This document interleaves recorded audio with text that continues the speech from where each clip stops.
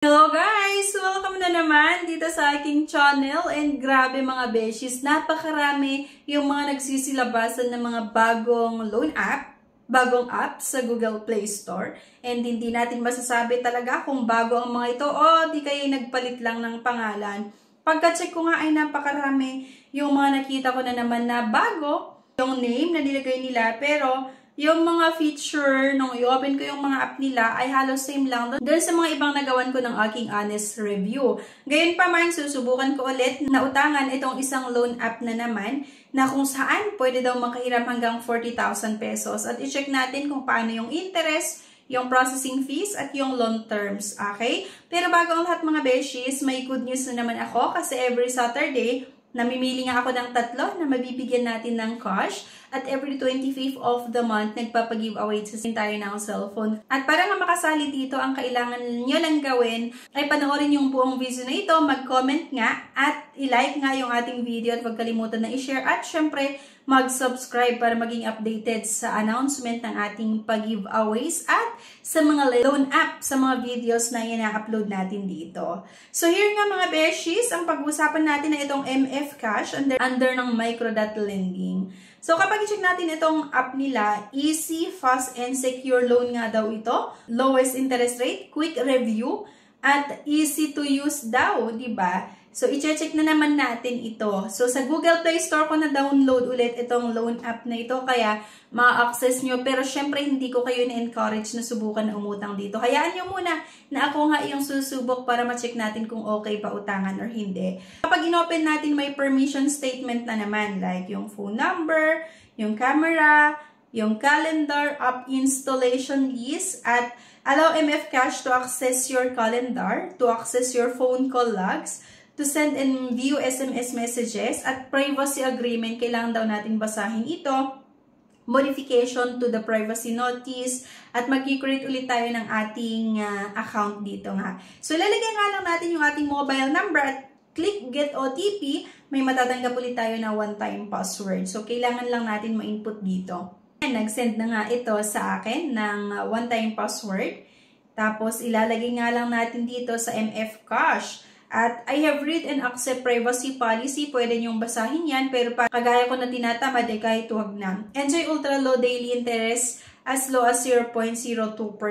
Please submit your personal information and get your quota. So, click nga lang natin daw yung apply. At syempre, same with other loan app na naman na personal information.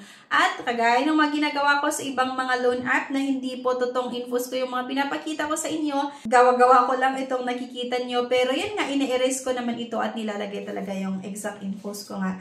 Kasi talaga, hindi ma-aprobahan ng ating loan application kapag mali-mali yung nilalagay nga natin na information. So, marital status, married at living condition, rental housing, at yung work information. How long have you been working here at monthly salary? So, for example, staff at more than 2 years.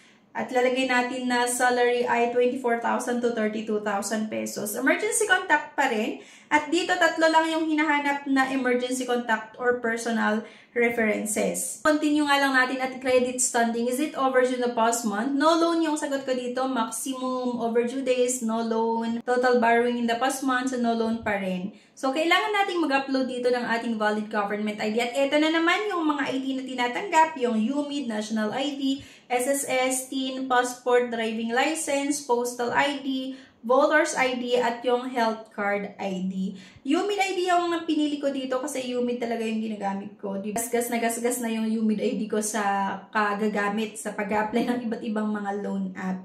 So, every may bago, yun talaga yung ginagamit ko. So, ayan, please make sure that the ID card you upload is clear daw. At meron itong facial verification na naman. Kailangan nating mag-selfie-selfie. Ayan, face identification. And next, bank information agad tayo mga beshies, e-wallets or via bank transfer. E-wallet sa akin mga beshies at GCash. Maliban sa GCash, pwede din daw sa Coins, GrabPay, OmniPay, PayMaya at Shopee. Pwede nating dito matanggap yung loan proceeds. At ayan, bank account or GCash account number. Click nga lang natin yung apply now. You can apply for a multiple product depending on your loan needs. At dito nga, quota range 500 to 40,000 pesos. may reference interest na 0.8%. So, kung makita nyo dito mga beshes, loan terms ay 180 days daw. At 10,000 yung loan amount received 9,992.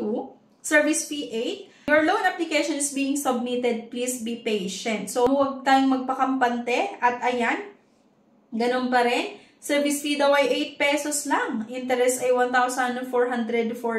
So, tignan natin. Kasi ipaprocess pa nga daw nila yung loan application ko, naka-pending pa, under review pa yung loan application ko. At i-check natin yung app ulit nito dun sa yung mga reviews ng mga ibang sumubok dito. Kung tama ba na dun sa 10,000 pesos, may matatanggap ka na 9,000 plus, diba? Agad-agad sabi nitong isang sumubok dito or nag-try na umutang dito, the most useless lending app I've ever applied. Kasi nga daw, the first time you open their app, it's nice because the charge is low, then they offer 10,000.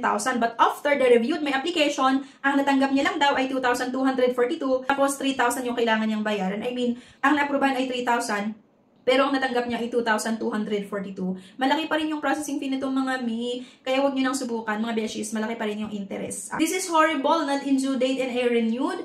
My contact, they are harassing. I feel and wanted to file a report for this app. This is nonsense and generated all the text messages. Do not apply this lending app. Agent will text you rude messages informing that you stole money for them and have filed a case for estafa and spreading text saying that you are wanted and give a reward worth 10 million. Is this a joke? Agent who's under this lending app is not properly oriented, or shall I say, is not professional. Too high service fee. Approval took so long. Payment date is too close on disbursement date. Poor lending. Worst lending app, it's not yet due date, but we receive a rude text saying I am evading my responsibility and I don't have plan to pay. In fact, it's not yet my due date to pay for only 1,600 with net proceeds of 944. Akala nitong isa, useless first loan is too low. So, ang naprobahan nga daw dito ay 800, kaya lang ang natanggap niya ay 472 lang. So, akalain mo halos kalahati kasi umabot na ng 320 yung fee na ikakaltas. Tapos yung natitira nga na 472, yun lang yung matatanggap. At sabi pa nitong isa, do not use this app, about 40% interest in 7 days. Their app is not transparent with the term and condition prior to the application. 1,770 amount, send 1,200 service fee, which is insane, 30 interest. Isang pautangan na naman. Isang loan app na hindi magandang utangan at inconvenient app loan, short term and keeps flooding blackmailing text. Do not use this app. Diba? Napakarami talaga yung mga negative ang review sa loan app na ito. Kaya sana naman sa mga nakita natin kung paano magpautang yung loan app na ito, kung paano mangharas, ay hindi nasasagi sa isip nyo na subukang umutang dito. Not recommended to others. It's super worst loan app. They tell you 10,000 credit but only 900 plus will be sent to your account. Then you have to pay 1,600. Akalain mo, 1,600 yung babayaran mo within 7 days. Kaso ang natanggap mo lang ay halos nasa 900 plus lang, di ba? Napakataas naman yung interest and processing fees. Kaya please lang wag niyo nang subukan na umutang dito kung ayaw nyo na masira na naman yung araw nyo or mas madagdagan yung stress nyo dahil sa ganitong klaseng loan or ganitong pagpapautang ng iba't ibang mga loan app nga na bago sa Google Play Store or sa App Store. Okay, so yan lang mga beshies. Anyway, thank you for watching and please don't forget to click the subscribe button. Sana i-like nyo din yung video at huwag nyo kalimutan na mag-subscribe. Thank you guys at see you on my next vlog. Bye-bye!